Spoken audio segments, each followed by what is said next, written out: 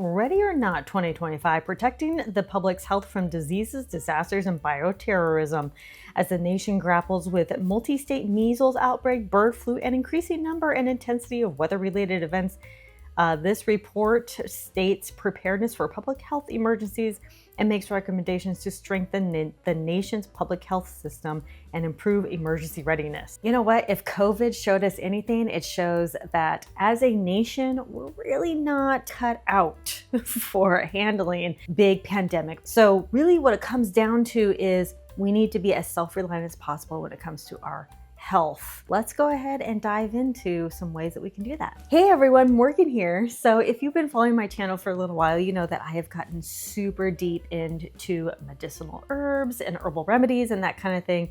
And I think it's just really important for us to be more self-reliant with our own care. So actually, you know what? I'm going to put this down for just a second. This is a mint tincture that I made, and I can speak. And I'm going to show you exactly, how we prepare. First, when we're talking about health, we want to talk about our own physical and mental well-being. As preppers, we just deep dive into the doom and gloom of it all. And on this channel, I don't want it to be doom and gloom. I just want you to be prepared, because when you're prepared, you feel confident, but you aren't just feeling confident, you are confident because you're able to handle things that you can control. For our mental well-being, we need to understand the things that we can control, and we need to leave everything else out of it. You are the protector of your household. You are the prepper of your household. You are the person that makes the decisions, not these people in the White Houses and big buildings that are trying to make decisions for us, right? But we ultimately are the ones that make decisions, okay? So the government can tell us all they want about their food pyramid or whatever, but we need to think logically in the sense that they probably don't have our best interest in mind. You know who has your best interest in mind? You. You're the only one that has your best interest in mind, and that's about preparedness, your health, anything. So we need to be getting out on walks. We need to be going and hiking. We need to be lifting some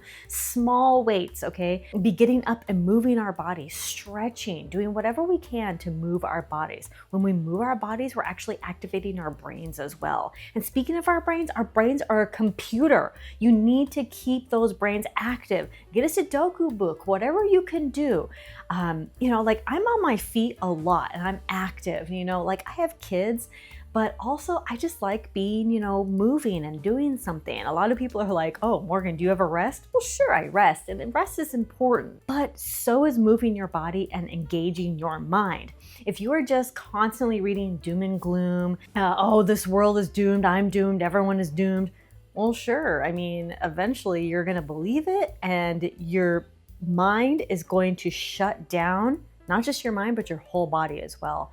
And you're going to feel depressed. You are going to be depressed. I'm not saying that this is going to cure depression. Okay, that is absolutely not what I'm saying. I'm saying that our minds are computers. They're strong. They dictate how we think, how we perceive, as well as how we feel physically. Once we start moving our bodies and once we start engaging our minds in more engaging, stimulating activities, it can really help our overall health. In addition, sanitization is super important. I make my own soaps and things, but I do still think that disinfecting wipes, you can actually make your own disinfecting wipes as well. I've had a video of that in the past.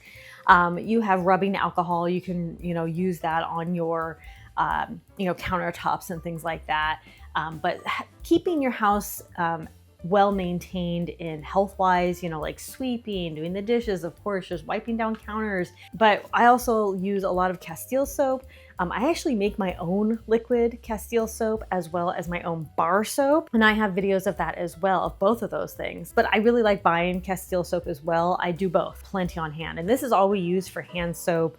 I also use just my own soap for my hair and body and everything. It's the best thing. Over-the-counter medications for you and your children are important. I think that pharmaceutical over-the-counter medications are a good thing to have for everyday and emergencies because they can act quickly and they do work. But I also strongly believe that you should have medicinal remedies as well. Like I was showing you in at the beginning of this video, this is a mint tincture. And I originally made this because at the time I was having some headaches. Mint and mint tincture is really good for relieving headaches. So I made this mint tincture. But also I realized, you know what, I kind of got to get to the core source of why I'm having so many headaches. It's not, oh, I'm just having headaches and I need to relieve the pain. It's why am I having so many headaches? So I started to get to the root cause of it. And I really don't have too many headaches anymore. That's why this isn't really used that much.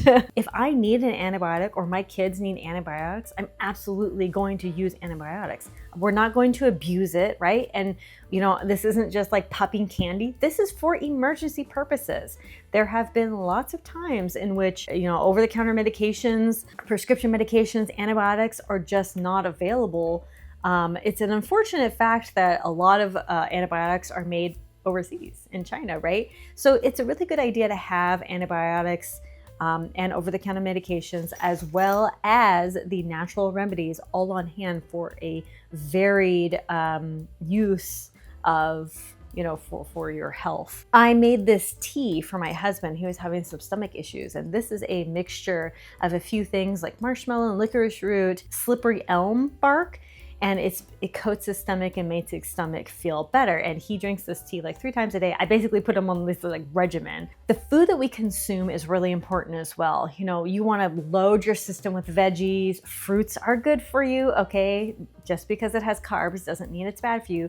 Veggies, fruits, whole grains. Now I know as preppers, you know, like I'll stockpile Spam and stuff like that. And, you know, like on a recent video, I showed like Cheetos, you know, mac and cheese for the kids. But these are rare instances, you know, like I do stockpile Spam. And I know the angry pepper is probably not gonna like hearing this. You know, he's very anti-Spam, but we do stockpile some Spam. And how often do we eat Spam? I don't know, maybe literally handful of times every year.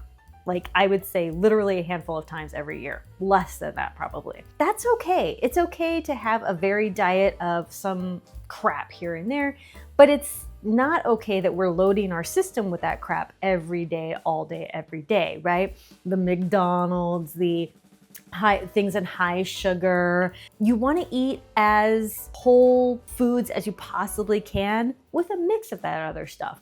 And if you do want to have like, you know, the cookies or cake or something, like make it yourself because that will have way less sugar in it. You can control the ingredients. If you look at the ingredients of store-bought cookies, you know, I'm not talking about Oreos. I'm talking about like the baked cookies from your local bakery and your baked cookies at home. The ingredients are like twice as much, you know, because there's a bunch of extra ingredients in there to preserve the cookies for longer than you would when you make them at home, right? So try to learn to make things from scratch as much as you possibly can. I'm a huge fan of medicinal herbs.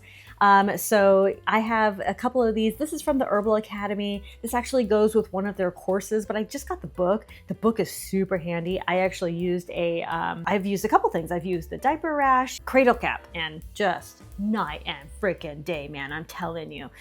This is a really good Rosemary Gladstar. She is a star. If you go to her website, it is just filled with so much good information, but her book, you gotta have her book. We're talking about everyday herbs that you probably already use. Turmeric, right?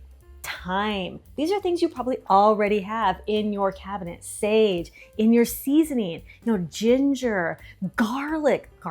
Literally, garlic is one of the best things that you can have for your health. So yeah, I mean, this book is just talking about everyday herbs that you probably already have in your cabinet that you can use, as well as how to grow it yourself in order to use those herbs. I grow lots of herbs. I want to grow even more herbs, dry them, use them, make teas, make tinctures, make all kinds of things with it, salves, make your own things with medicinal herbs. But again, just because I make a lot of stuff doesn't mean I don't also have the over-the-counter and the prescription stuff on hand. If you do take prescription medications, you should have at least a 30-day supply on hand for any emergency disaster situations. Ask your doctor, talk to your insurance company, or if you have to buy it outright, go ahead and buy it outright. But prescription meds are so expensive. If you can find some sort of alternatives though, I highly recommend it. one of our friends started taking cinnamon because he was having some high blood sugar. And you take cinnamon, and cinnamon has been proven to reduce your blood sugar and actually maintain it. So if you take a little bit of cinnamon every day with whatever, it actually has been shown to reduce your blood sugar. I'm not a doctor. I'm not any certified anybody. Do your own research on all of this stuff, okay? I am just sharing some advice after years and years of this, and you will search online and you'll see the backup on this information. So, and in general, just wash your hands. Stay away from people. If you're sick, stay home. One thing that came from COVID was social distancing, and I am down with social distancing. Stay away from me. People, no. There were two other things that came from COVID that I just love. It's grocery delivery or grocery pickup. We do pickup literally all the time, okay? If I don't have to go into the grocery store and actually shop and be around people and, everybody's grubby hands and everything, I do it, okay? Especially because I have 3 children and I don't want to go into the grocery store grocery shopping. So thank you, grocery stores, for the brilliant idea of grocery pickup or delivery. Another thing that came out of it was telehealth. I really love telehealth. Now, not everything can do telehealth, but we are actually subscribed to some, I think it's called Blueberry for the kids. Just message them, the symptoms and what's going on. And they have actually properly diagnosed a couple of things.